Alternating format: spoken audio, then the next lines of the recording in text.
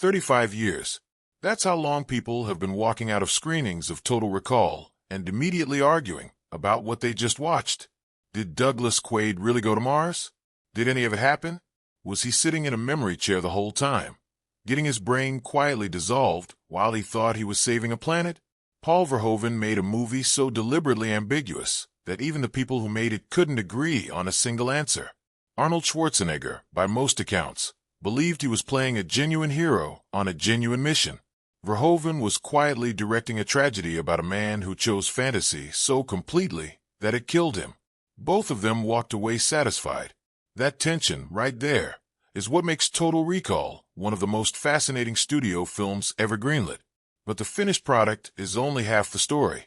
What happened behind the camera during the decade and a half it took to get this movie made, and then during the genuinely dangerous 6 months it took to actually shoot it, is stranger and more compelling than most movies manage to be on screen.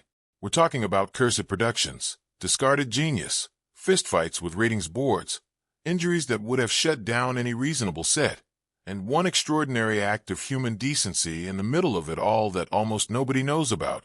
Today we're counting down 15 weird, wild, and thoroughly verified facts about Total Recall that you almost certainly didn't know. Stick around for number 1, because Verhoeven encoded the real answer to the movie's central mystery into the final image, and the vast majority of audiences walked right past it. Let's get into it.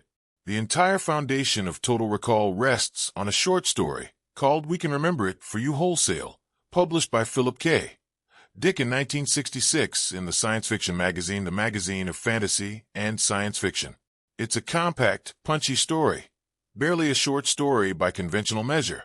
A man named Douglas Quail, note the different spelling, wants desperately to visit Mars, but can't afford to go.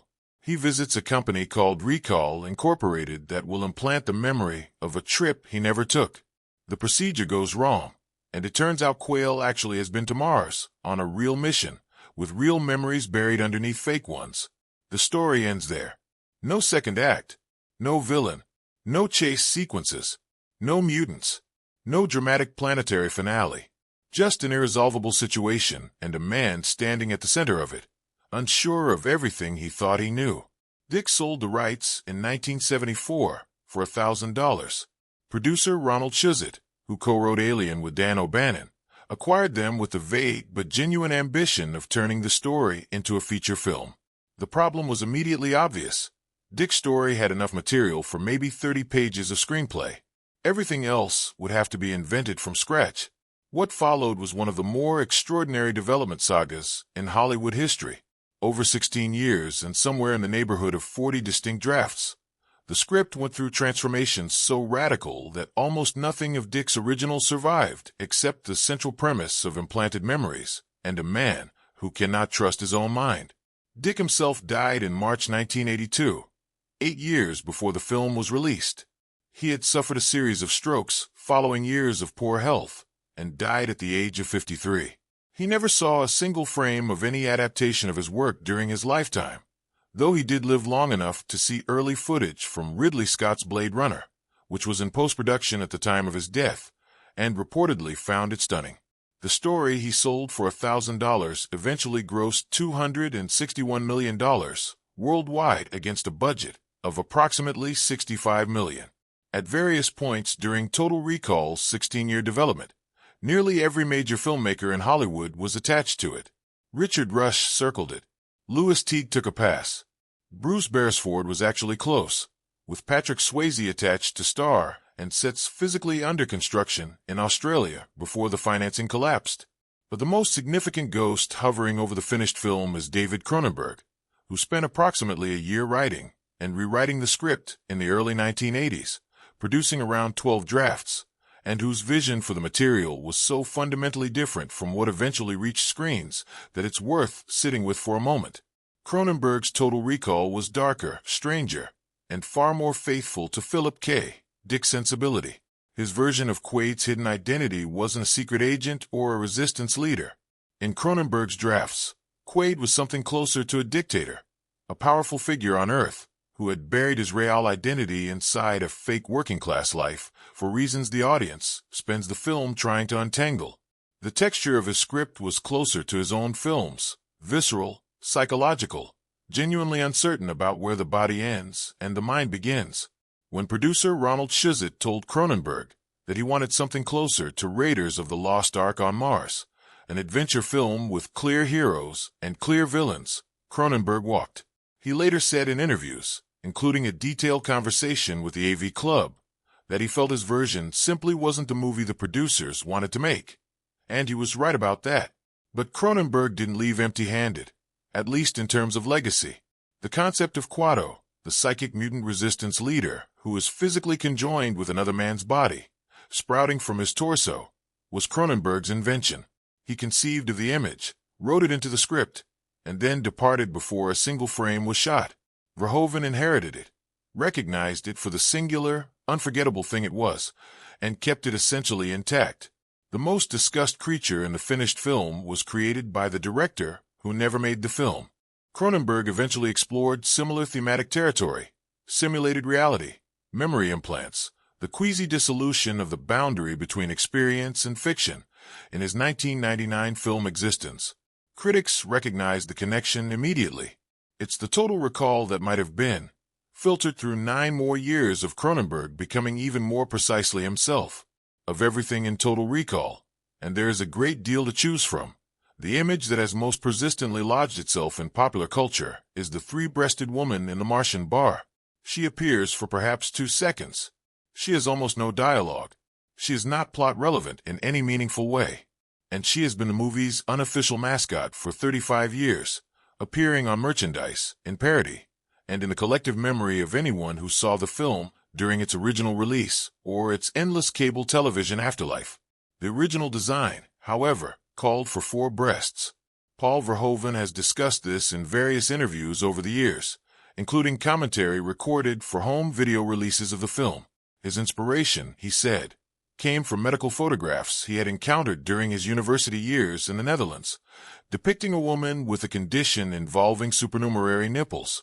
He filed the image away and eventually decided that Mars, with its population of radiation-exposed mutants, was the appropriate place to deploy it. The actress cast in the role was Lisha Naff, who underwent extensive prosthetic work courtesy of Rob Bottin's effects department. When the 4-breasted version was tested, the feedback was immediate and consistent. It was too much. Bottin reportedly pointed out that the design had crossed the line from science fiction curiosity into something closer to livestock. Naff has confirmed in interviews over the years that the feedback being received was that the 4-breasted version looked bovine in a way that worked against the intended effect. They reduced the design to 3, and the rest is genuinely strange cultural history. Verhoeven wanted a medical anomaly. What he got was an icon. The difference between those 2 outcomes was exactly 1 breast. When Arnold Schwarzenegger secured the rights to Total Recall and began assembling the production, his first call wasn't to a studio or a casting director. It was to Paul Verhoeven.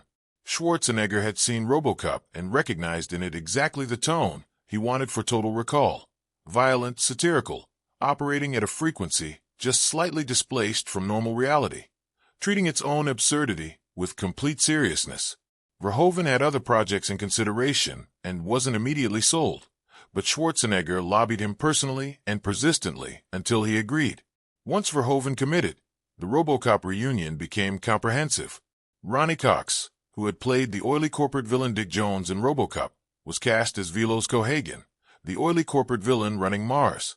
Rob Bottin, whose prosthetic work had defined RoboCop's look and who had maintained a contentious but productive relationship with Verhoeven throughout that production, came aboard to handle Total Recall's extensive makeup and creature effects.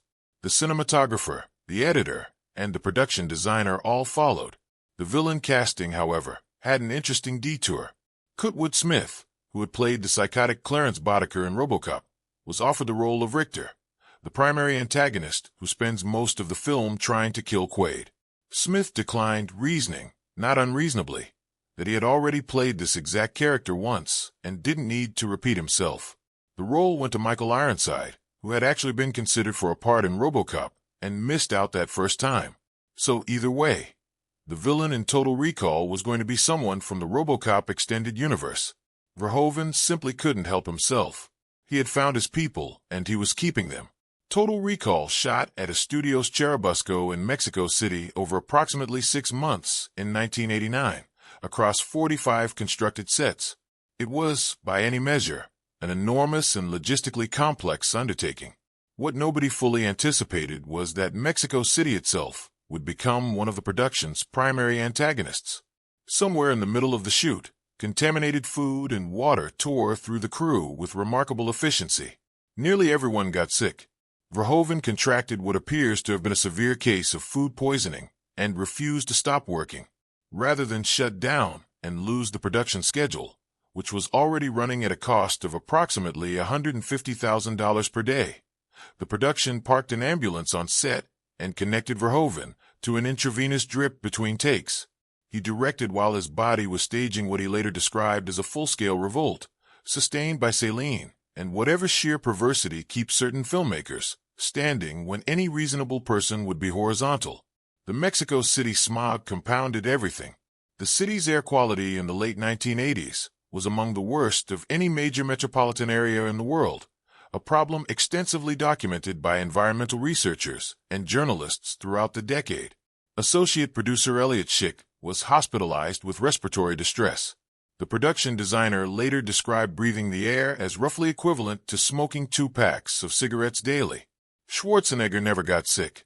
He had learned his lesson a few years earlier while filming Predator in the Puerto Vallarta jungle, where the local water had thoroughly humbled him.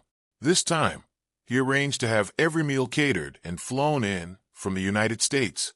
He ate separately from the rest of the cast and crew. He maintained a personal supply of sealed water. He was, by all accounts, the only person on the production who made it through the entire Mexico City shoot without incident. Arnold Schwarzenegger, the producer who had spent 16 years trying to get this film made, also escaped. His method was less glamorous, but equally effective. He brushed his teeth exclusively with bottled water and took a weekly vitamin B12 injection. The crew gave him some grief for this routine until they were all suffering and he wasn't. Then they gave him something considerably less than grief. A production this physically demanding was always going to generate injuries. The extent of the damage, however, was notable even by the standards of 1980s action filmmaking, when safety protocols were considerably more relaxed than they are today. Schwarzenegger's wrist was the first casualty. A small pyrotechnic charge had been rigged to blow out a train window a fraction of a second before his fist reached it, creating the illusion of him punching through glass, without him actually making contact with anything solid. The charge misfired. His arm went through rail glass. The cut required stitches, and then he went back to work.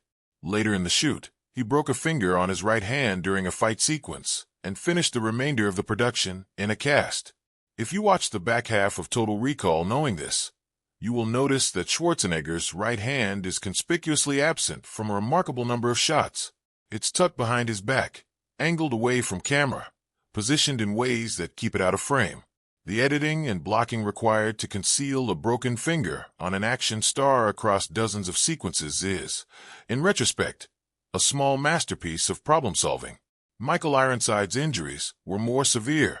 During a chase sequence, he collided with co-star Michael Champion and cracked his sternum while popping 2 ribs.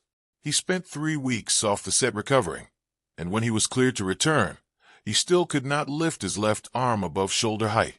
The first scene scheduled upon his return was the elevator fight with Schwarzenegger, one of the most brutal physical sequences in the film. The solution was a rib brace that had previously belonged to Jim Plunkett, the Oakland Raiders quarterback, designed specifically to stabilize cracked ribs and sternum during contact sport. Ironside strapped it on under his costume, and they shot the fight. Schwarzenegger knew precisely what condition his co-star was in. He knew the man across from him was held together by a football brace. They filmed the sequence anyway. The character of Quado, the psychic mutant resistance leader who lives on the torso of a man named George, is one of the most technically ambitious practical effects ever attempted for a mainstream Hollywood film. There's no digital assistance anywhere in his appearance. Every blink, every movement of his hands, every subtle shift of his expression was achieved through a combination of Rob Bottin's meticulous engineering and a small army of puppeteers working simultaneously. The puppet itself weighed approximately 80 pounds. Attaching it to actor Marshall Bell, who played George, took 9 hours on the first day of shooting. The rig required something in the region of 15 operators working in concert, each responsible for a different isolated element of Quato's anatomy. The eyes, the facial muscles, the hands, the general movement of the head. Getting through a single take required all of them hitting their mark simultaneously. Marshall Bell has been candid in interviews over the years about what the experience was like. He barely slept during the shooting period. The weight of the puppet was physically crushing over the course of a full production day. Verhoeven, who is not known for pastoral gentleness with actors under pressure, was demanding throughout and apparently not particularly sympathetic about the physical difficulty of what Bell was being asked to do. At one point, Bell faked passing out simply to be allowed to drop to his knees and take the weight off for a few minutes. The extraordinary outcome of all this suffering was that Quato reads is real. Verhoeven has claimed in interviews that people visiting the set, adults who knew they were on a film production, would stop him to ask whether Marshall Bell was actually a conjoined twin. The puppet was so convincingly integrated with the actor that the most rational explanation some visitors could construct was that the whole thing was real. 80 pounds of latex, 15 operators, 9 hours of daily assembly, and the result was something that looked like it had simply grown there. Paul Verhoeven's relationship with the Motion Picture Association of America's Ratings Board is not a story of mutual respect and productive collaboration. It is a story of repeated conflict, strategic submission, and eventual mutual exhaustion. RoboCop, his first American studio film, came back from the MPAA with an X rating and required multiple rounds of cuts before it was granted an R.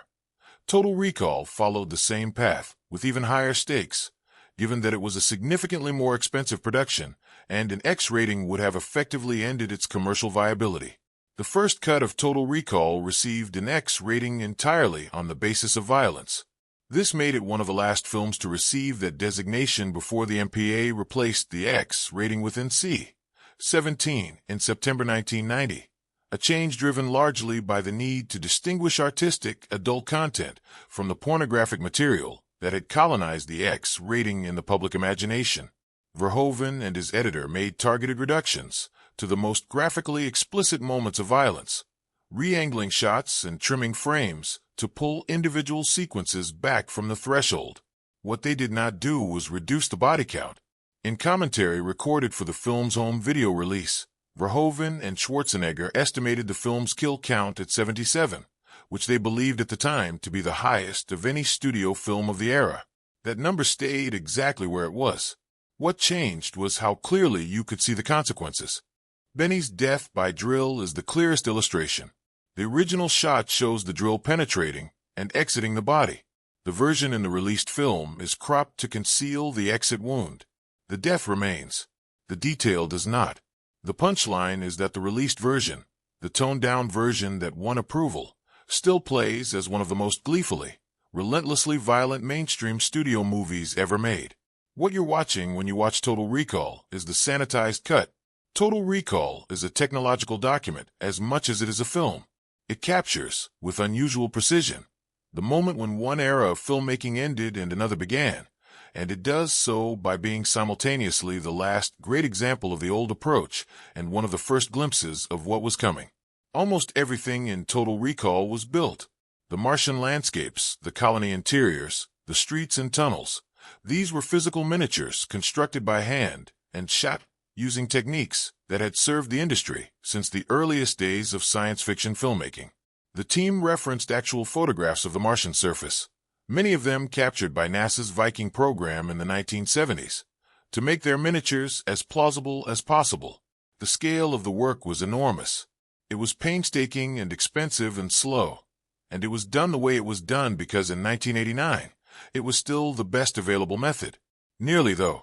One sequence stands apart from everything else in the film, and if you know when to look for it, you can feel the ground shifting beneath you. The security checkpoint scene, in which Quaid and a guide dog walk through an X-ray scanner and appear as glowing skeletal figures, was achieved using computer-generated imagery. It was among the first photorealistic CGI sequences in a mainstream Hollywood release, predating the transformative digital effects of Terminator 2, Judgment Day by a year. The technical path to get there was not smooth. The team initially attempted to achieve the sequence using early motion capture technology, which failed entirely to produce usable results. They ended up hand-animating every frame. When they needed a reference skeleton for the dog, they discovered they had nothing to scan, so they borrowed a wolf skeleton from the George C. Page Museum at the La Brea Tar Pits in Los Angeles and digitized that. A Pleistocene wolf, providing the bone structure for a science fiction security dog in the year 2084. The past and the future sharing the same frame in more ways than one. Total Recall's production design is, by any reasonable measure, extraordinary. The team constructed 45 individual sets inside a studio's Cherubusco, creating an entire future world from scratch across 6 months of intensive work. The futuristic transit system that serves as the backdrop for some of the film's key early sequences, however, required considerably less effort. That subway is the Mexico City Metro. The production crew entered existing metro stations, painted the car interiors and platform surfaces of flat cement gray to achieve the desired bleakness, covered over the existing signage, mounted television monitors throughout the spaces to suggest future technology, and then called it the 21st century. The station interiors used in the film were primarily Metro Chabacano, a transfer station on the city's south side. The entrance sequence was shot at Metro Insurgentes, one of the Metro's busier stations in the city's Colonia Roma neighborhood. Both stations were, at the time of filming, serving millions of daily passengers, and had been doing so since the system's inauguration in 1969. The Mexico City Metro's distinctive design, with its rubber-wheel trains and pictographic station icons developed for accessibility, was well documented in architectural and urban planning literature of the period. The system was considered one of the most architecturally coherent metro networks in the world when it opened. Painted gray and dressed with props, it apparently required only minor imaginative effort to read as dystopian. If you rode the Mexico City Metro at the end of the 1980s and experienced a faint but inexplicable sense of temporal dislocation, you were not imagining it. Sharon Stone had been working in Hollywood since the late 1970s. By 1989, she had appeared in small roles in films, including Stardust Memories, Irreconcilable Differences, and Above the Law, and had played supporting parts in various television productions. None of it had made her a star. Her career had achieved a kind of stable, unremarkable plateau, present enough to sustain itself, not distinctive enough to break out. Total Recall changed that trajectory, though not immediately and not because the film was particularly generous to her. The role of Lori, Quaid's apparently devoted wife, who turns out to be a planted government agent assigned to monitor him, required Stone to execute a specific and difficult emotional maneuver. She had to play warmth and lethality as simultaneous, rather than sequential states, to shift between them without visible transition or telegraphing. It is a technically demanding piece of performance work, and Stone did it so convincingly that Schwarzenegger, by multiple accounts, was genuinely startled by the intensity she brought to the fight sequences. He reportedly began calling her the female Terminator. The Stuntwomen's Association of Motion Pictures made her an honorary member. Verhoeven watched her through the entire production and made a note of what he saw. He observed, specifically, the quality he later described as her ability to move from warmth to danger within a single breath. No visible seam. No preparation. She was simply one thing, and then another,